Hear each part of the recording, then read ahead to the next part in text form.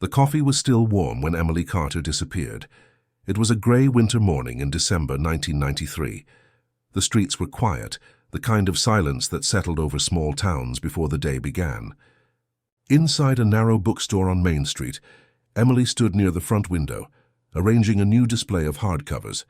She moved carefully, adjusting a corner here, a spine there. She had done this hundreds of times before. At 8:52 a.m., a neighbor walking his dog saw her inside. She waved once, then returned to her work. That was the last verified sighting of Emily Carter alive. By 9:15, the shop door stood slightly open. The bell above it hung still, no sound, no wind. On the counter sat a half-finished cup of coffee, a brown ring forming around its edge. The cash register was closed. Her coat hung on the rack. Her purse rested under the counter. But Emily was gone. At 9:40 a.m., a co-worker named Hannah entered the store. She had keys of her own, but found the door already unlocked. The air inside was strangely cold, as if the heater had been off for hours. She called Emily's name twice, no answer. She checked the storeroom, then the small restroom in the back. Empty. When she noticed Emily's wallet and car keys on the counter, Hannah froze. The keys were always in Emily's coat pocket, never out in the open. Something felt wrong. She picked up the phone and dialed 911. Patrol cars arrived within 15 minutes. The first officer on scene, Sergeant Miller, recorded that there were no visible signs of struggle. Nothing broken, nothing stolen. The back door was locked from the inside. Only the front door had been unlatched. Detective Mark Delaney arrived at 10:30. He was methodical, quiet, and cautious. He asked the responding officers to step back while he examined the counter. He noticed the cup of coffee, still faintly warm to the touch, and the small layer of condensation near it. That meant Emily had been there less than an hour ago. Officers began canvassing the nearby blocks. One store owner said she heard a car door slam around 9:10, but assumed it was a delivery. Another mentioned seeing a dark blue sedan parked across the street earlier that morning. No one saw who was driving it. By noon, investigators had closed off the area. Forensic technicians dusted for fingerprints, photographed the floor, and took samples from the counter surface. The first notable finding came from a smudge on the inside of the glass door, partial, incomplete, and too blurred to analyze. Still, it suggested someone else had entered after Emily was last seen. Delaney ordered a detailed inventory. Every item in the shop was checked: books, cash, receipts, boxes in the storage area. Nothing was missing. Robbery was ruled out almost immediately. The team then searched behind the store near the alleyway where trash bins were kept. Snow covered the ground, but faint impressions showed a single set of footprints leading away from the rear wall. The prints ended abruptly near tire marks that had frozen in place. They were shallow, almost erased by fresh snow. The license plate number was unreadable, but Delaney noted the tire width, wider than standard sedans, possibly from an older American make inside. Investigators found a stack of newly arrived books, one still sealed in brown paper. Emily had been unpacking them when she vanished. One box cutter lay on the counter beside the register. Its blade was half extended, a single page from a delivery note caught beneath it. By late afternoon, the scene offered more questions than answers. There was no sign of forced entry, no clear evidence of a struggle, no witnesses who saw her leave. Detective Delaney made a simple conclusion in his field report. Subject disappeared between 8:52 a.m. and 9:10 a.m. No sound, no resistance, no motive identified. As the daylight faded, officers combed nearby alleys, parking lots, and wooded areas. Nothing surfaced. News of the disappearance spread fast through town. People whispered her name in the grocery lines and at the gas station. At 5:30 p.m., Delaney stood behind the counter one last time, scanning every inch for something that might have been missed. That was when he saw it, a small glint of metal beneath the shelving. He crouched down and pulled it free. It was a pendant, oval-shaped, cracked through the middle as if it had been stepped on. The chain was broken cleanly at one end. He held it up to the light, studying the faint engraving on the surface, a single initial, T. He asked Hannah if it belonged to Emily. She shook her head immediately. Emily never wore jewelry, not even a ring. Delaney bagged the pendant carefully, labeling it Item 47A. He did not know then that this small, damaged piece of metal would be the key to everything that followed. The store was sealed for the night. Officers left one by one, their flashlights cutting through the cold air. The lights inside dimmed, leaving only the faint reflection of that coffee cup by the register. The last trace of the morning Emily Carter vanished. Under the counter, Detective Delaney's team would later find one more thing: a single fingerprint on the pendant's broken edge, belonging to no one in their records. Emily Carter was 26 years old when she disappeared. She lived in a small second-floor apartment above a bakery, just 3 blocks from the bookstore where she worked. Her days followed a quiet rhythm: open the shop at 9, close it at 5, read in the evenings, and call her parents on Sundays. She had no record of trouble, no conflicts at work, and no known enemies. Emily was born and raised in Oswego County, in a working-class family. Her father was a retired mail carrier, her mother a nurse at a local clinic. She had one younger brother who moved to Boston after college. Friends described her as calm, polite, sometimes distant. She preferred solitude, long walks, and used books with notes written in the margins. Detectives built her profile methodically. There were no hidden debts, no evidence of secret relationships, and no sign of recent distress. Her phone records showed only routine calls, family, co-workers, a few customers who placed special book orders. Her mail contained nothing unusual. Bank statements showed modest savings. Everything about her life appeared stable, predictable, and uneventful. But one detail drew attention: her recent breakup with Ryan Hale, a local construction worker. The relationship ended just 2 months before her disappearance. Ryan told police it had been mutual. Emily wanted to focus on her work, and he had plans to move to Syracuse. Still, several of her co-workers recalled that she seemed tense in the weeks after it ended. She mentioned that Ryan kept calling, sometimes waiting outside the shop to talk. Detective Mark Delaney interviewed Ryan that same evening.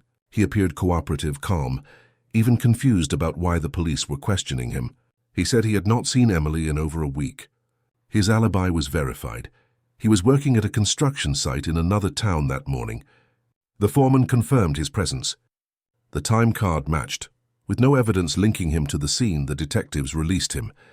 Still, his name remained underlined in Delaney's notes. Breakups often left invisible traces, and in missing person cases, they were rarely ignored. In the following days, investigators spoke to Emily's co-workers. None reported any strange behavior that morning. Hannah, the colleague who found the open store, said Emily arrived early, cheerful but distracted. She was preparing a new winter display and mentioned receiving a small package the previous night. When officers searched her apartment, they found no package, no wrapping. Nothing to match that description. Detectives examined Emily's routine again and again, looking for a pattern that might reveal where she went or who she met. The last confirmed activity was simple: arranging books in the front window, waving at the neighbor, and then vanishing into silence. Her absence left no clear trace, no phone call, no withdrawal from her account, no car movement. It was as if she had stepped out of the store and dissolved into the cold air. Delaney wrote in his report, "Victim's life pattern consistent. No behavioral change except post-breakup tension. Likely new offender." That final line shaped the next phase of the investigation. It meant this was not a random act.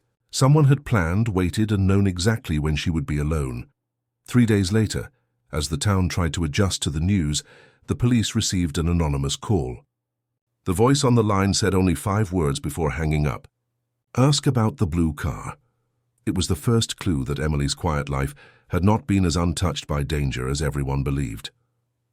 At 8:30 a.m., Emily Carter parked her small beige sedan behind the bookstore, unlocked the back door, and carried in 2 boxes of new shipments. The air outside was biting cold, the sky the color of steel. She switched on the front lights, placed her coffee near the register, and began to unpack. Everything about that morning looked routine. By 8:45, she was arranging books in the window display.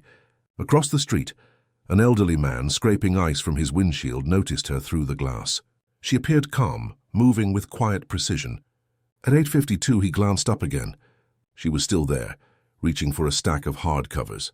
When he drove away, she waved briefly. That was the last time anyone saw her alive. Between 8:55 and 9:05, something happened inside that shop. Investigators later reconstructed the timeline using a combination of receipts, traffic camera angles, and witness statements. The first clue came from a parking lot security camera 1 block away.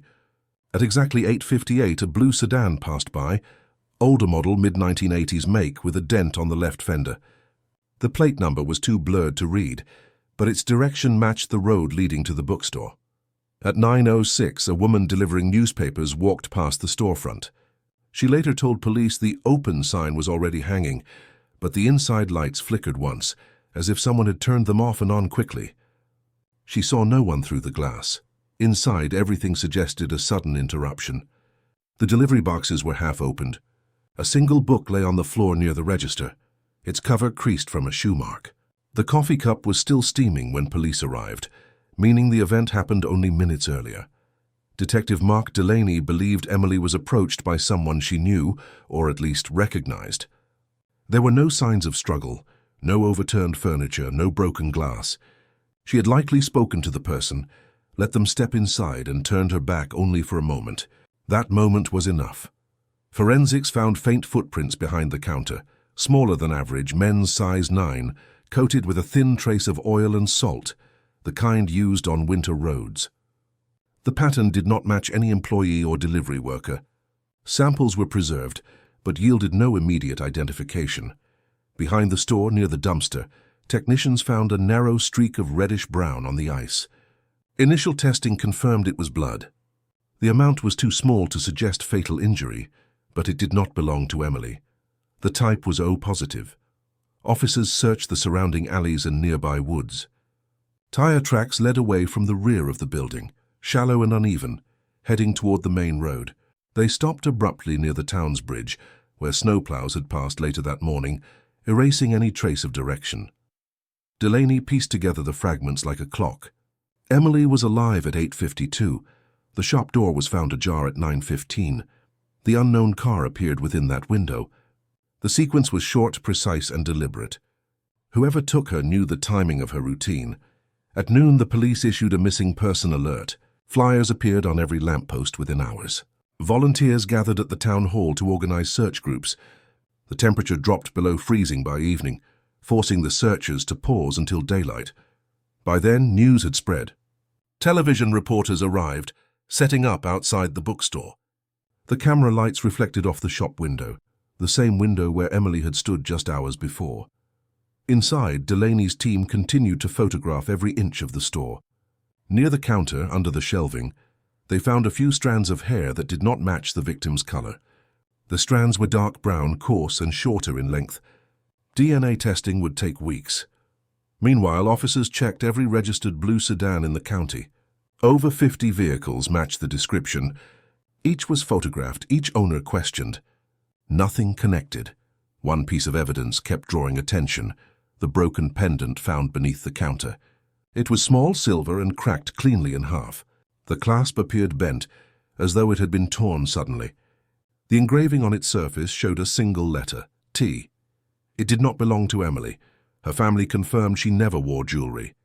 Her co-workers agreed. Yet, it was found inches from where she had been standing. Delaney logged it as the key item in the investigation, labeling it possible link to offender. For now, it meant little. But something about its placement, under the counter near the register, hidden from plain sight, felt intentional. As daylight faded, the search teams returned empty-handed. The snow thickened, covering footprints, tire marks, and blood traces. The town of Oswego County settled into an uneasy silence that night. Detective Delaney wrote the final line of his Day 1 report. Victim likely removed by acquaintance. Evidence suggests minimal resistance. Motive unknown. Then he looked once more at the small plastic evidence bag holding the pendant. The chain was broken, the metal fractured in two. What he did not know yet was that this fragment, no larger than a coin, had already recorded a clue invisible to the naked eye, one that would sleep quietly in an evidence box for nearly 30 years. The blood behind the store, the pendant under the counter, and the blue car in the background. 3 clues that did not fit together, but all pointed to one person who had vanished long before the police even knew his name. Detective Mark Delaney arrived at the bookstore before dawn the next day. The street was blocked off, frost glinting on the yellow tape. The store lights burned inside, cold and sterile under the forensic lamps. He moved quietly between the shelves, studying each detail as if the walls themselves might whisper what had happened here. The first 24 hours had passed with no sign of Emily Carter. Every second beyond that lowered the chance of finding her alive. Delaney knew it too well. He began by rechecking the sequence. The coffee cup still half full. The register closed. The door unlocked. The broken pendant beneath the counter. No forced entry. Whoever had come inside had been invited, or at least not feared. At 8 a.m., Delaney gathered the responding officers and laid out assignments. Officer Linda Chavez, his partner, would lead neighborhood canvassing. 2 patrol teams would question nearby shop owners again, focusing on anything unusual between 8:30 and 9:30 a.m. Others would contact local tow services to trace any record of a blue sedan matching the one seen on camera. By mid-morning, dozens of statements had been collected. One witness, a postal worker, mentioned seeing a man standing near the alley behind the bookstore shortly before 9. He wore a heavy jacket and gloves, face partly covered. She assumed he was a delivery driver. No further detail. At 11:20, the forensic team returned with early lab notes. The fingerprints lifted from the counter, and front door matched only Emily and her co-workers. The one partial print on the pendant was too smudged for identification. Blood found behind the store belonged to an unknown male. Samples were preserved. Delaney paced near the window, staring at the frost building on the glass. He knew this pattern too well. The illusion of progress hiding a void of leads. Still, he pushed forward. That afternoon, he met with Emily's employer, the bookstore owner, who confirmed the shop had no security cameras installed. The budget had never allowed it. The delivery log showed nothing irregular. No new employees, no strangers asking questions. When Emily's parents arrived from Oswego, Delaney met them in a quiet room at the station. He kept his words simple and factual. He asked about her habits, her friends, and the recent breakup with Ryan Hale. Her mother said Emily had ended it firmly, but Ryan had called several times afterward. The parents did not believe he was dangerous, only persistent. Still, Delaney followed the line. He and Officer Chavez drove to Ryan Hale's house that evening. Ryan opened the door without hesitation. His hands were rough, nails lined with paint from his construction job. He repeated what he had said the day before. He was working an out-of-town project, arrived at the site before 8 a.m., and did not leave until late afternoon. His supervisor and co-workers confirmed it. Delaney noticed a photograph on the shelf, Emily smiling beside Ryan at a summer fair. Her face relaxed, his hand resting lightly on her shoulder. He wondered what had changed between that day and the cold morning she vanished. When the interview ended, Chavez stepped outside and noted the car parked by the curb. A silver pickup, not the blue sedan. Registration valid, nothing suspicious. The case grew colder with each passing hour. Local news stations replayed Emily's photo, urging anyone with information to call the hotline. Dozens of tips arrived, most useless. Sightings in nearby towns, vague claims, mistaken identities. Late that night, Delaney reviewed every piece of evidence again. He pinned a photo of the blue sedan to the board beside a close-up of the pendant. A line of string connected them, crossing through the center of Emily's photograph. He circled one phrase in his notes. No struggle. It bothered him. People rarely disappeared without resistance, unless they trusted the person they faced. Chavez entered quietly, holding a new report.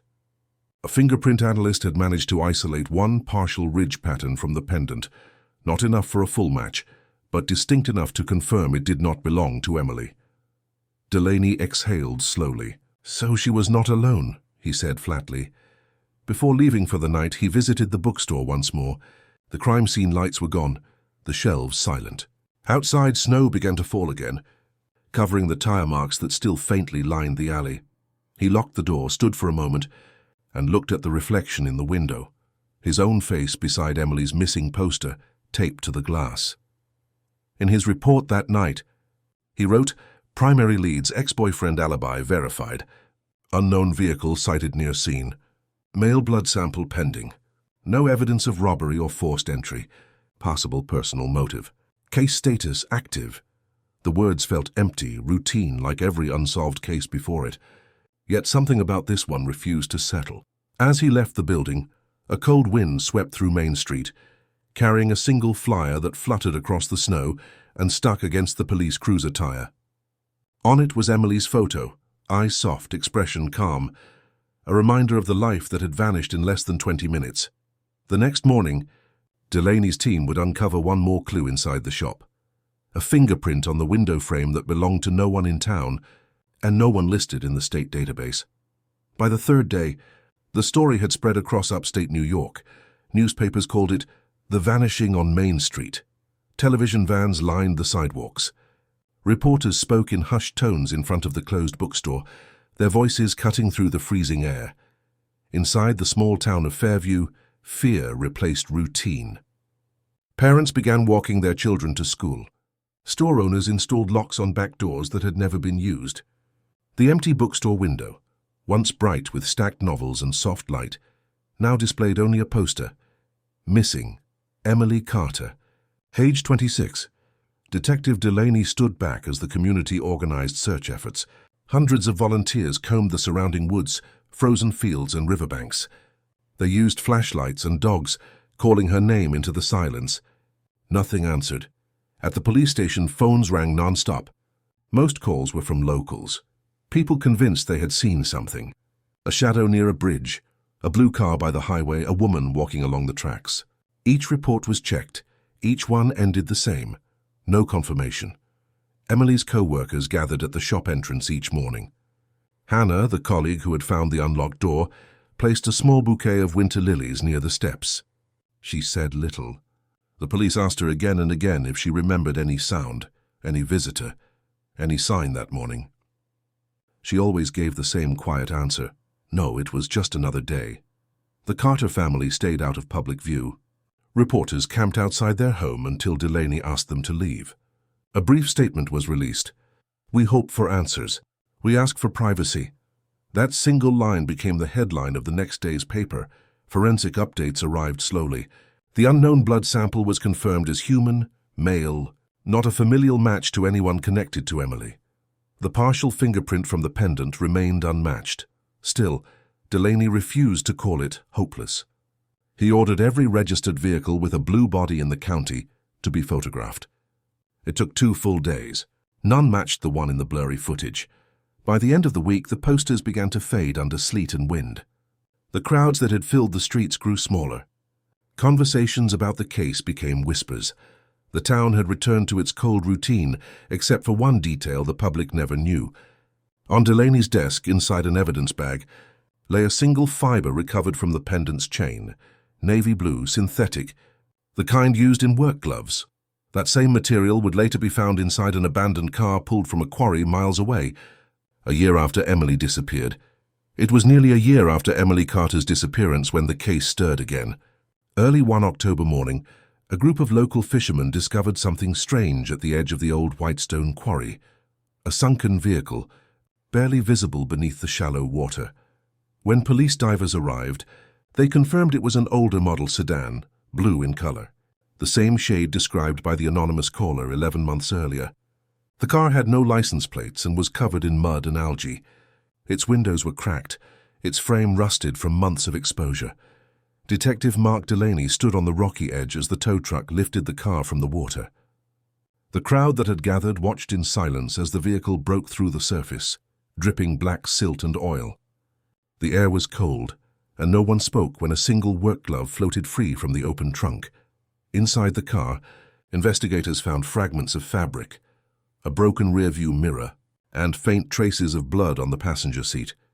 The seats were torn apart by decay, but the pattern of stains suggested a struggle. The car's identification number had been filed off, but forensic technicians restored it using acid treatment. It was traced to a man named Robert Kane, a mechanic from a nearby town who had gone missing 6 months after Emily. He had no connection to her, at least not publicly. Detective Delaney's instincts told him otherwise.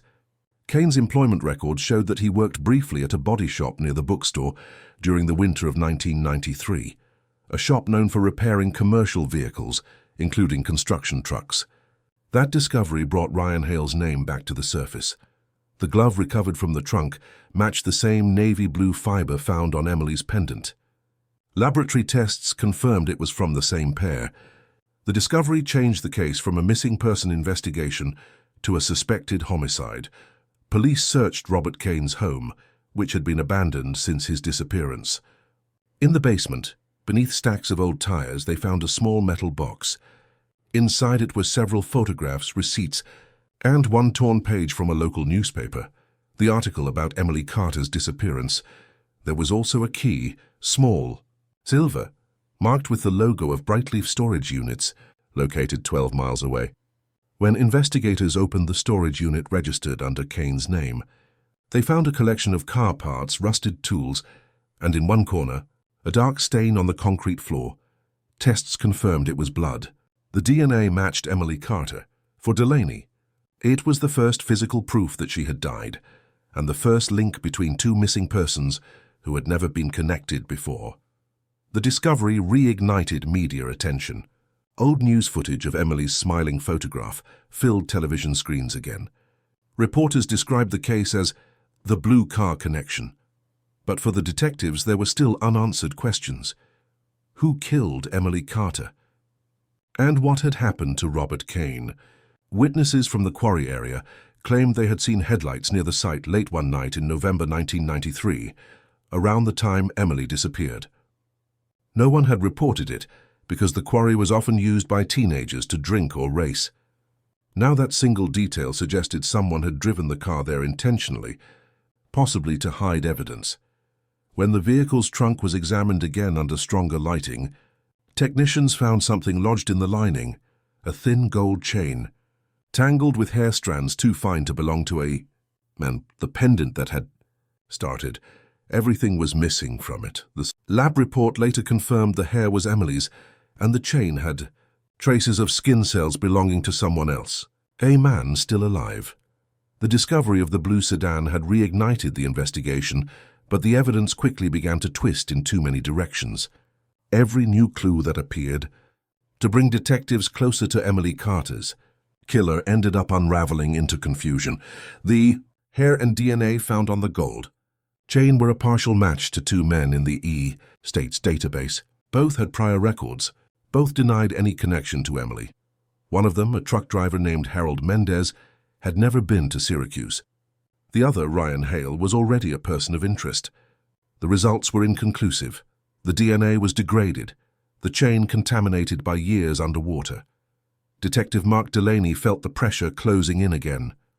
Forensic labs could not provide certainty, and the prosecutor's office refused to move forward without it. Reporters questioned whether the police were chasing ghosts. The public grew tired. Another year passed and the case began to fade once more. Delaney refused to let it go. He revisited every location tied to the case: the bookstore, the quarry, the old body shop where Robert Kane once worked. The shop was now an empty building, its windows sealed, but the owner remembered Kane and another worker who often stayed late into the night. That worker was Ryan Hale. Still, there was no physical evidence linking Hale to Emily's disappearance. The fibers, the pendant, the chain, all pointed to connections, but nothing that would stand in court. In early 1995, an anonymous letter arrived at the Syracuse Police Department. It contained no return address, only a short message typed in uneven letters. Check the old farmhouse off Route 12. He buried something there before the snow came. Officers searched the area for 2 days. They found nothing but broken furniture and animal bones. The lead went cold. Another tip came from a woman who claimed to have seen Emily on the night she vanished. She described a young woman entering a blue car outside the bookstore, but her account shifted with every retelling. Some said she sought attention. Others believed she truly remembered something. Either way, her statement added more fog than light. Meanwhile, the forensic team continued to analyze the car from the quarry. Under the passenger seat, they discovered a single fingerprint, incomplete but distinct enough to rule out Emily and Robert Kane. It belonged to an unidentified male. Delaney believed that print was the key, but the technology of the mid-1990s could not produce a match. The database was too limited. The fingerprint was archived, and the case files were boxed and labeled. Unresolved, Carter, Emily. Years continued to pass. Detectives transferred, retired, or died. Evidence degraded. The once vivid case that had shaken the town dulled into memory. Emily's mother moved away. The bookstore closed. The quarry was fenced off and declared unsafe. By 2000, almost no one in the department spoke of the case anymore. Only Delaney did late at night, rereading old reports and photographs under the dim light of his desk lamp. He believed the truth was still there, buried under layers of failed leads and forgotten names. The final entry in the decade-old case file was written in his hand. Revisit evidence if new forensic technology becomes available. Possible match unresolved. Then the file was sealed. 7 years later, in 2007, a new forensic program would reopen. That old fingerprint, and what it revealed would change everything. Was the spring of 2007 when the name Emily Carter resurfaced inside the Syracuse Police Department. A statewide initiative had begun, the digitization of old evidence, including fingerprints, collected before the year 2000.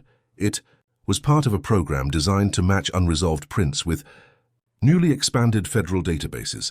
Among the many files re-entered was one labeled Unidentified, Partial, Carter Case.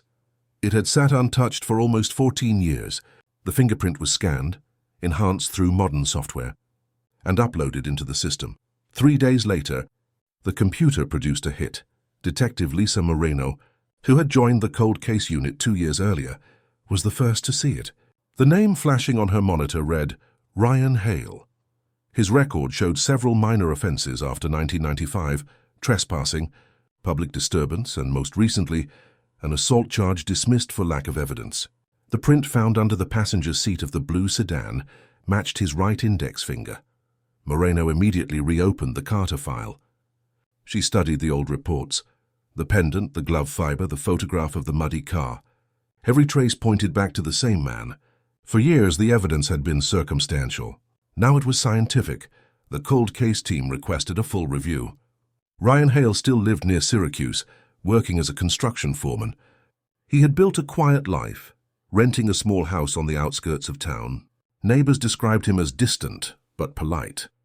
He kept to himself, owned 2 dogs, and rarely spoke of the past. When detectives visited his home under the pretense of a neighborhood inquiry, Hale appeared calm. He answered every question with controlled ease. But as the conversation drifted toward the 1993 disappearance of Emily Carter, his posture changed. His breathing slowed. His eyes darted toward the back door. Within hours of their visit, Moreno obtained a search warrant. The investigation team arrived early the next morning. They searched his property, garage, and vehicle. Inside a rusted metal toolbox hidden under old wrenches, they found a folded newspaper article, yellowed and torn. The headline read, "Bookstore Clerk Missing, Community Shocked." Underneath it, taped to the lid of the box, was a small item wrapped in cloth. When Moreno unwrapped it, she found a broken gold pendant, the same shape and design as the one discovered beneath Emily's bookstore counter 14 years earlier. The lab confirmed it was a perfect match. The fracture patterns aligned like pieces of a puzzle. Hale's fingerprints were faintly visible on the metal's inner surface. For the first time, detectives had both the physical link and the forensic evidence that tied Hale to the disappearance. Moreno reviewed Hale's employment history again. During the winter of 1993, he had been working part-time at a construction site 2 blocks from the bookstore. Witnesses had mentioned seeing a man in work clothes near the area on the morning Emily vanished, but no one could identify him at the time. Now that forgotten detail fit perfectly. When confronted with the evidence, Hale maintained his innocence. He claimed he had bought the pendant years later at a flea market, unaware of its history.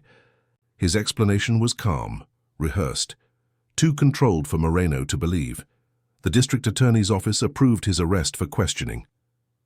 As Hale sat in the interview room, the cold case photos were placed before him. The bookstore interior, the blue sedan, the pendant halves reunited for the first time. The silence grew long. Hale did not speak. He only stared at the images. Outside the room, Detective Moreno replayed the sequence of coincidences that had carried the case for 14 years. A glove in a trunk, a chain in the lining, a single fingerprint frozen in time. Each fragment, meaningless on its own, had finally aligned. It was no longer a mystery about a missing woman. It was a case of murder. When the lab's full report arrived later that night, it confirmed what the team already suspected. The DNA on the pendant's broken edge was Emily Carter's. As Moreno read the results, a call came in from the county archives. Another old file connected to Ryan Hale had just been uncovered, a missing woman from 1991, 2 years before Emily. The call from the county archives changed everything. The old file, long forgotten in a basement storage room, belonged to a woman named Laura Bennett, aged 28. She had vanished in 1991 under strikingly similar circumstances, last seen leaving her job late at night in a neighboring town just 20 miles from Syracuse. No struggle, no witnesses, no suspects.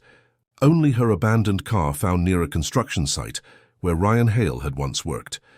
Detective Lisa Moreno requested all available evidence. Most of it was deteriorated beyond use. Yellowed photographs, faded notes, and brittle plastic bags marked Bennett case. But one item stood out, a fabric sample collected from Laura's car seat. It contained blue fibers, identical in type and weave to the glove material found in the quarry sedan, linked to Emily Carter. The connection was undeniable.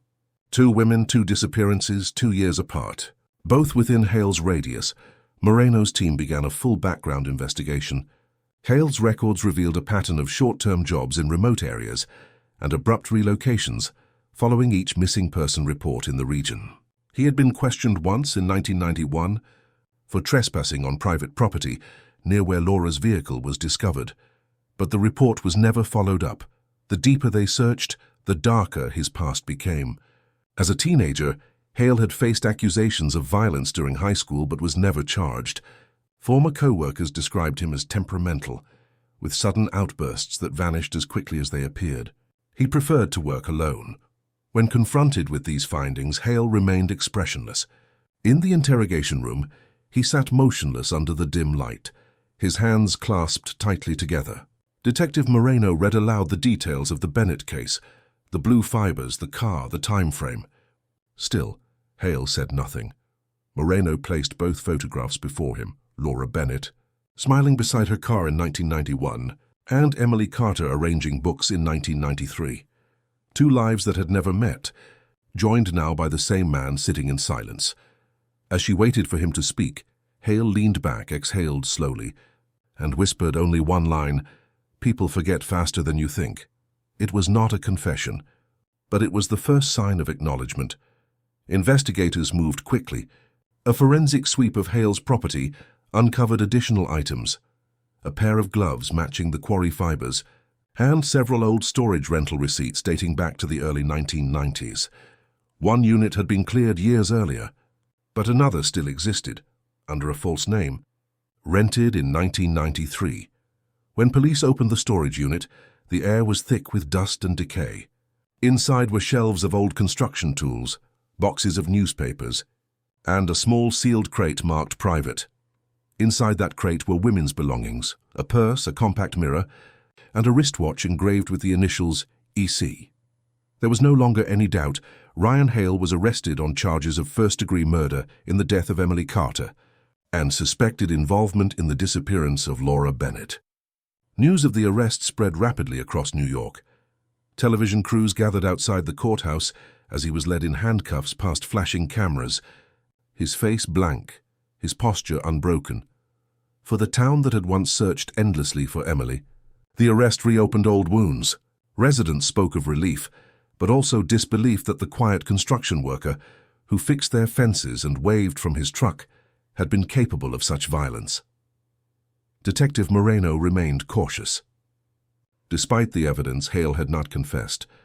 The prosecution would rely entirely on forensics and circumstantial links, and she knew the defense would fight every fragment. Still, she believed there was more. Something Hale had kept hidden. Something not yet found.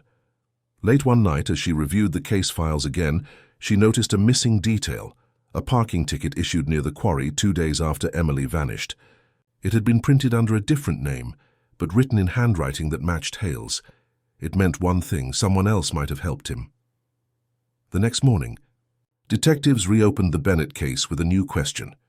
If Ryan Hale was not alone, who had helped him hide the bodies? Ryan Hale sat in the interrogation room for nearly 6 hours before he spoke again. The air was heavy, the walls silent except for the faint buzz of the overhead light. Detectives Moreno and Delaney watched him closely, waiting for the moment when his calm exterior would finally break. They presented every piece of evidence one by one: the fingerprint from the quarry car, the pendant halves, the bloodstains, the storage unit, the glove fibers, and finally the photograph of Emily Carter's wristwatch found in the crate. Each item was placed before him with quiet precision. For a long time, Hale said nothing. Then slowly he reached toward the photograph. His fingers traced the image of the watch, and his voice, low and detached, broke the silence. "She fought," he said. "But it was quick." Moreno leaned forward. She did not ask why. She simply let him continue. Hale's confession came in fragments, disjointed memories that painted a clear, chilling picture. On the morning of December 14th, 1993, he had been delivering construction materials near the bookstore. He saw Emily arranging the window display. He claimed he stopped to talk, pretending to ask about a gift for his sister. When she turned her back, he forced her into his car. He drove toward the quarry, intending to talk, as he described it. But when Emily tried to escape, he struck her. The blow was fatal. In his panic, he placed her body in the trunk and covered it with a tarp. Later that night, he called Robert Kane, a friend from the body shop, to help him dispose of the car. Kane never returned home after that night. Hale admitted that an argument broke out between them near the quarry.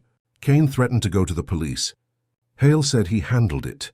His voice stayed calm as he spoke those words, his face unreadable. Detective Delaney asked where he had buried the bodies. Hale paused for a long time before replying. "The quarry took one," he said. "The river took the other." Forensic divers were dispatched immediately to both sites. Within 48 hours, partial remains were recovered from a silted area downstream of the quarry. Dental records confirmed they belonged to Emily Carter.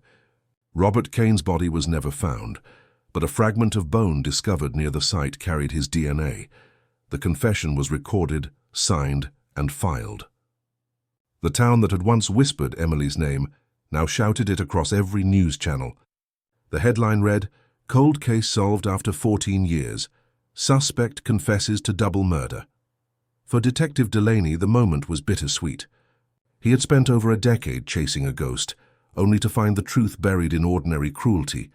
Not mystery, not genius, just violence and silence. He retired days after Hale's conviction. Ryan Hale was charged with 2 counts of first-degree murder. The trial was swift. The jury deliberated less than 4 hours. Hale showed no emotion as the verdict was read, guilty on all counts. In her closing statement, Detective Moreno spoke quietly. Emily Carter was not forgotten. Time did not erase her. The evidence waited, and when we listened, it spoke. Hale received 2 consecutive life sentences without parole. He was transferred to Clinton Correctional Facility, where he remains under maximum security. For the residents of the small town near Syracuse, the case closed a chapter of grief that had lasted nearly 15 years. The bookstore reopened under new ownership. The quarry was sealed and designated as restricted land. Each year, a single white flower was placed near the site by an unknown visitor, always on December 14th. Still, for those who had lived through it, peace never fully returned. The silence that had surrounded Emily Carter's disappearance lingered like winter fog, a reminder that evil often hides in plain sight. Months after Hale's sentencing, Detective Moreno received a sealed envelope with no return address. Inside was a photograph of a young woman, smiling beside a blue car. On the back, a date was written, Albany, 1989. The envelope lay on Detective Lisa Moreno's desk for several hours before she opened it. The photograph inside showed a young woman standing beside a blue sedan, her smile faint but familiar. On the back, a single date was written, Albany, 1989. It was 4 years before Emily Carter disappeared. 4 years before Ryan Hale's name ever appeared in a police report.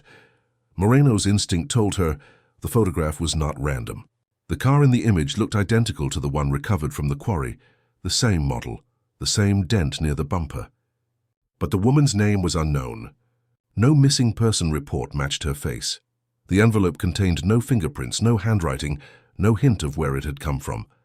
It was as if the past had reached out, reminding her that even when justice seems complete, there are always shadows that remain, for weeks, Moreno reviewed every unresolved file from the late 1980s across upstate New York.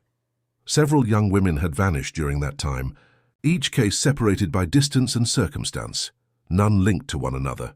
Yet the similarities were undeniable. Isolated disappearances near construction zones, late hours, and unmarked vehicles. The thought lingered, was Emily Carter the first, or simply the last? Moreno presented the photograph to the Cold Case Division.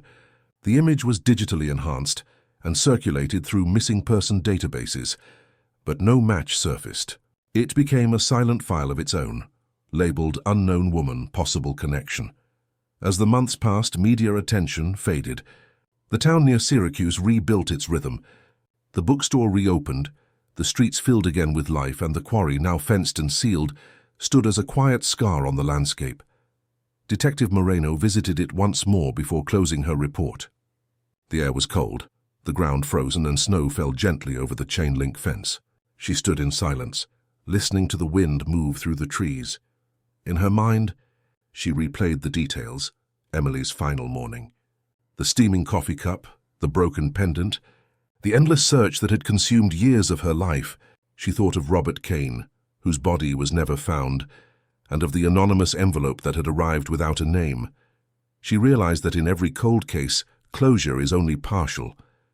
The truth arrives in fragments, enough to reveal but never to satisfy. Emily Carter's story had found justice, but justice could not erase what had been lost. In the official report, Moreno wrote her final entry: case closed, conviction secured, additional investigation pending for related disappearances. The photograph remains unexplained. She sealed the file, placed it on the archive shelf beside dozens of others, and turned off the light. Years later, that photograph would still sit in its envelope, untouched, unclaimed, waiting for someone to remember the woman in the picture.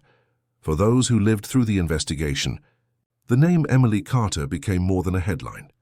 It became a reminder of the quiet, ordinary moments that can change everything. A cup of coffee left on a counter, a door left unlocked, a life that vanished between two breaths.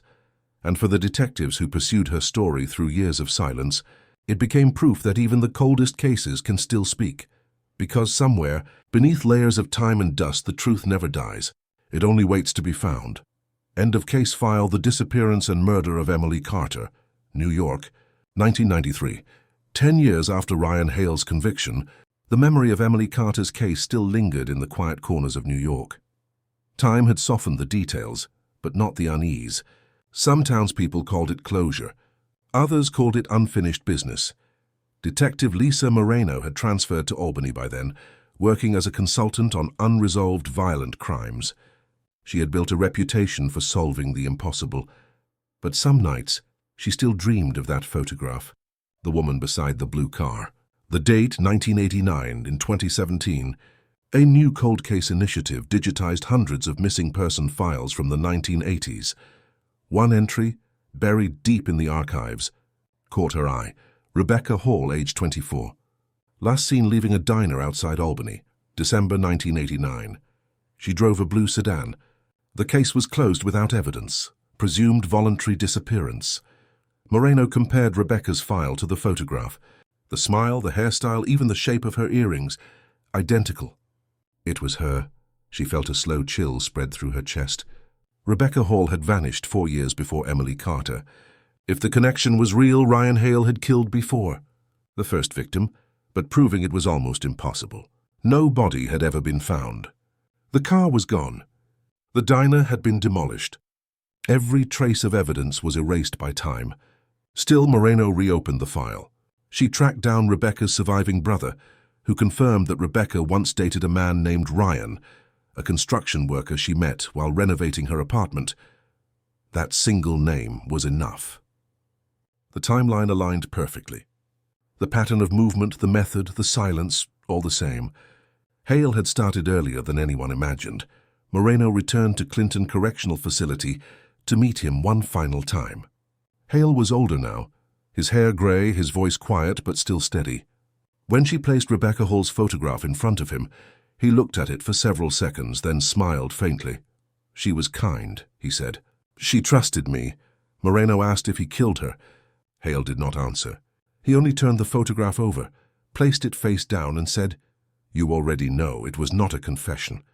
It was something worse, acknowledgement without regret." Outside the prison walls, Moreno stood for a long time, watching snow drift across the parking lot. She thought of the years lost, of the women whose names filled cold case files, each one a life interrupted. She realized that justice never truly ended. It simply paused, waiting for someone to listen again. The case of Rebecca Hall remained open, but in the records a note was added beside her name. Possible connection to Ryan Hale. Convicted 2007. In Syracuse, the townspeople still gathered each December at the small memorial near the old quarry. They spoke softly, laid flowers and lit candles for Emily Carter. Some knew her personally. Most did not. But they came anyway, because her story had become their own. For Detective Moreno, it was never about victory. It was about remembering. The photograph, the pendant, the fingerprint, they were more than evidence. They were echoes of the lives that violence tried to erase. The camera of history never stopped rolling. The story continued, quiet, patient, and incomplete, because in every solved case there are always missing pieces. And sometimes those pieces stare back from an old photograph, reminding us that the past never truly ends. End of file, the Emily Carter case, and the unnamed victims who still wait to be found.